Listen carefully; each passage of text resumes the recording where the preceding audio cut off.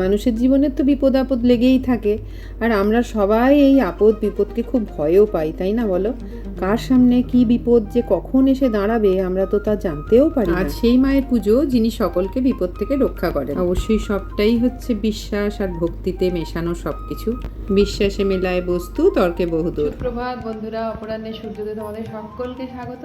কেমন আছো সবাই? আশা করি সবাই ভালো আছো, যে যেখানেই আছো। আমিও বেশ আছি। কালকে তো শ্রাবণ মাসের প্রথম সোমবার।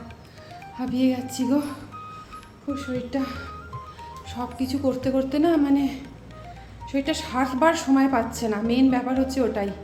এই মাসেই তোমার নাচ গানের পরীক্ষা ছিল, এই মাসেই আমার যে সমস্ত হেল্পিং হ্যান্ডরা, মানে যে সমস্ত বোন দিদিরা সেন্টার থেকে কাজ করে, তাদের ছুটি, কেউ অসুস্থ, কারো স্বামী অসুস্থ, এই সব আসা যাওয়া, আজকে একজন কালকে একজন, এইভাবে আর কি চলছে। তার মধ্যে যে আর কি ঘর মোছে, তারও ভাই অসুস্থ, মানে সব কিছু একসাথে পড়ে গেছে, জানো তো। তা সেই সব নিয়ে তার মধ্যেই সব কিছু ইভেন্টগুলোও চলছে। মানে শ্রাবণ মাসের সোমবার, কালকে ধরো সব কিছুই মানে করি তো খুবই মহা আনন্দে, খুবই ভালো লাগে, ভালোবাসায়, একেবারে ভক্তিতে সবই যতটুকু করার চেষ্টা করি। তোমরা ব্লগে দেখেছো, কিন্তু শরীরটার উপর একটা চাপ পড়ে।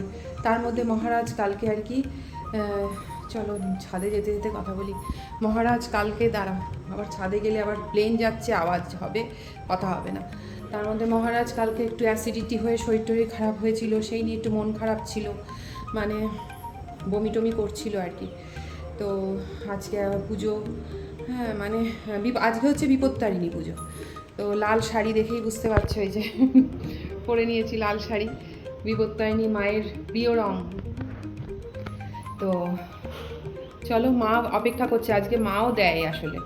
মাও কালকেও শ্রাবণ মাসের সোমবার মা করে, কিন্তু মায়ের ছোট শিবলিঙ্গে তাড়াতাড়ি করে জল ঢেলে আর কি খেয়েছে, কারণ 2 দিন পর পর মা অতক্ষণ না খেয়ে থাকতে পারবে না, তাই।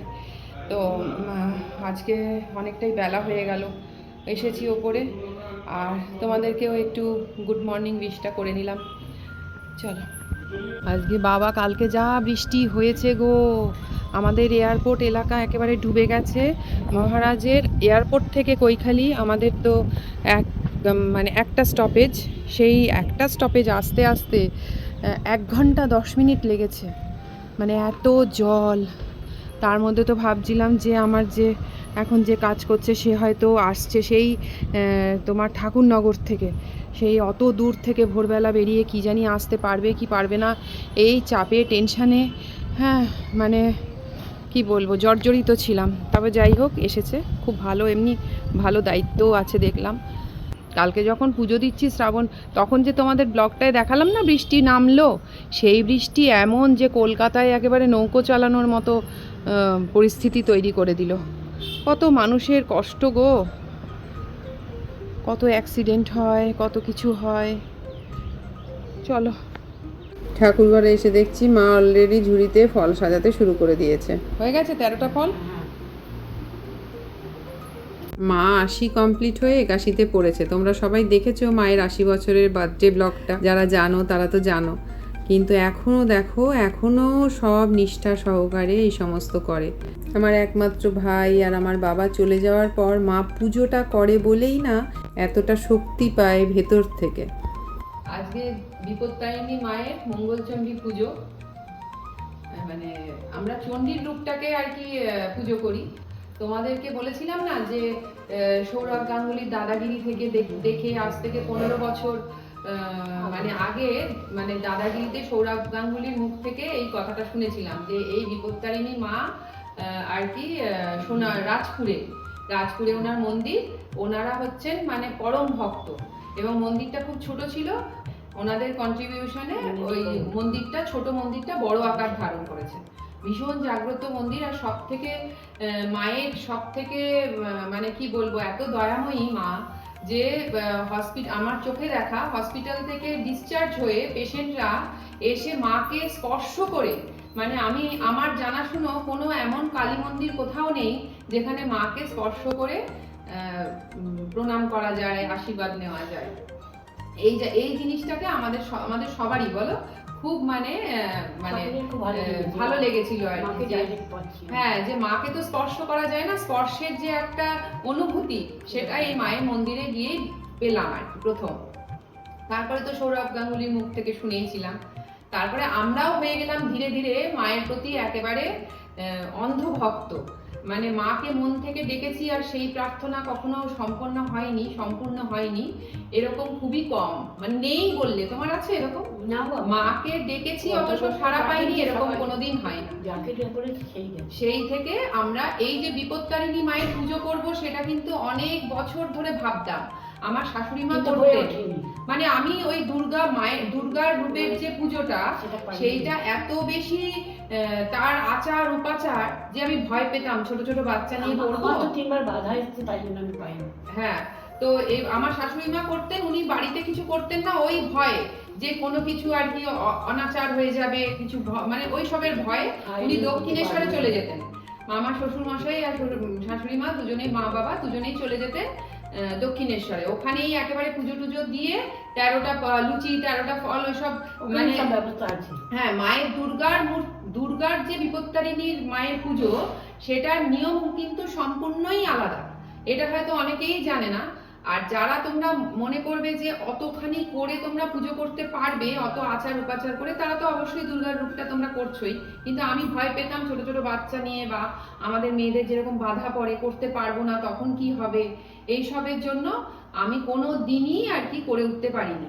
কিন্তু আজ থেকে 15-16 বছর আগে যখন এই মায়ের সাথে মানে যুক্ত হলাম, মায়ের কাছে গেলাম, সমস্ত আর কি নিয়ম টিয়ম শুনে দেখলাম নিয়ম কিচ্ছু নেই, শুধু 13টা ফল একটা ঝুড়ির মধ্যে দিয়ে রাখতে হবে, আর ওই যে ডুড়িগুলো লাল ডুড়িগুলো সেইগুলো দিয়েছেন। হ্যাঁ, লাল ডুড়িগুলো 3 দিন আগে মায়ের কাছে দিয়ে রাখতে হবে বাটি সমেত, বাটিতে করে। আর হচ্ছে 5 রকম ফল আর মিষ্টি, তোমার যা সামর্থ্য তুমি কেটে মায়ের দেবে, আর সমস্ত করে টোরে তারপরে তুমি তাগা করবে। এই হচ্ছে কিন্তু আর ব্রত কথা করবে মায়ের, মানে বইতে যা যা আছে সবকিছু করে ওই নিষ্ঠাটাই আসল। এই আমার সব থেকে যেটা ভালো লেগেছে যে যেখানে দেখবে আচার উপাচার কম সেখানে কিন্তু মনের ভক্তিটা অটোমেটিক্যালি আসে। তুমি দেখবে এত কিছু ঘট বসানো, এটা করতে হবে ওটা করতে হবে, করতে গিয়ে না আসল শরীর মন এমনই আর কি মানে ক্লান্ত হয়ে পড়ে ওই সবগুলো করতে করতে। আমরা তো মানব দেহে রয়েছি, আমরা তো খুবই সাধারণ সবাই, ভয়ও পেয়ে যাই আর ক্লান্তও হয়ে যাই ওগুলো করতে করতে। তো এইটা আমার যে ইচ্ছা ছিল যে বিপত্তারিণী মায়ের পুজো করব, কিন্তু আমরা তো সব সময় দুর্গার রূপটাই কিন্তু বেশি জনপ্রিয়, ওটাই কিন্তু লোকের মধ্যে বেশি জনপ্রিয়, ওটাই মানে ওটাই লোকে বেশি করে। এই মায়ের সাথে যখন যুক্ত হলাম আমার যেন মনে হলো যে ওপরওয়ালাই আশীর্বাদ করেছেন যে আমি সেদিন দাদাগিরি আমি রোজ দেখিও না, সেদিন খুলে যে আমি এটা মানে আমাকে একটা রাস্তা দেখালেন যে তোর এত ইচ্ছা বিপত্তারিণী মায়ের পুজো করা, ঠিক আছে তুই আমার রূপের কর, চণ্ডীর রূপের পুজো কর। মানে এই রূপে এই আজকে যে বিপত্তারিণী মায়ের পুজোটা সেটা হচ্ছে চণ্ডীর রূপের পুজো। এমনিতে দুর্গার রূপের যে পুজোটা সেটা কিন্তু শনি আর মঙ্গলবার পড়ে দুটো রথে, আর এটা হচ্ছে শুধু মঙ্গলবার পড়বে। এইটাই হচ্ছে বিশেষত্ব, মানে পার্থক্য। এক তো উপাচারে পার্থক্য আছে আর একটা হচ্ছে দিনেও পার্থক্য। পার্থক্যটা এই কারণেই যে ওই বইতে লেখাই আছে যে যেহেতু শনিবারটা হচ্ছে গ্রহরাজের বার, তো উনি অনেক সময় অসন্তুষ্ট হন, এটা ওখানেই লেখা আছে তো বইতে আর কি। আর এই মায়ের পুজো শুধুমাত্র একদিনই হবে, মঙ্গলবার, সেটা হচ্ছে দুটো রথের মাঝখানের মঙ্গলবার, বুঝতে পারলে? তো খুবই সবকিছুই খুব সহজ সরল সাবলীল, সেই জন্যই আরো বেশি আকর্ষণ করেছে। মানে আমাদেরকে দেখো, আমরা তো গৃহী মানুষ, আমাদের তো সংসার সামলে সব করতে হয়, আর সংসারে শান্তি বজায় রেখে মানে কে কোনটা কোন সময় খাবে দাবে সবকিছু মানে সব সার্ভিস দিয়ে তারপরে তোমাকে পুজোর জন্য তোমার সময়টা খুব অল্প কখনো কখনো তো হয়েই যায়। তো সেক্ষেত্রে দেখো, কালকে শ্রাবণ মাসের সোমবার, আমার বাবা এখনো বসে আছে, শ্রাবণ মাসের সোমবার গেছে, সেখানে কালকে অনেকটা সময় পুজোতে গেছে। আজকেও যদি ওই রকম উপাচার, তাহলে আমি হয়তো ভয়ের চোটে ওটা করতেই পারতাম না। এই আমার মনের ইচ্ছাটা পূরণ করেছেন ওই দাদাগিরি হিসাব মতো পরোক্ষভাবে।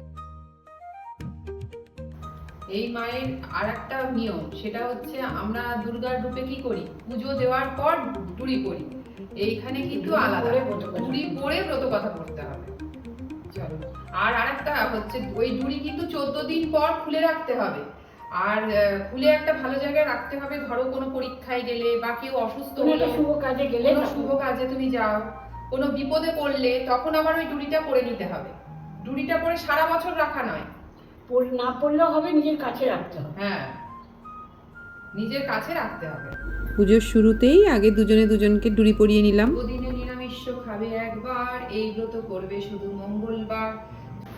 তোমার এই নাও। সুতো পরিয়ে দেবে সব। দাঁড়াও দাঁড়াও দাঁড়াও দাঁড়াও দাঁড়াও, এই যে প্রসাদ দেওয়া হলো। আর সুতোটা কি হবে? সুতোটা কি রিপোথনা করবে? গলায় বেঁধে বাবাই এই তো হইতে, গলায় হইতে। একটু লুজ করে দাও।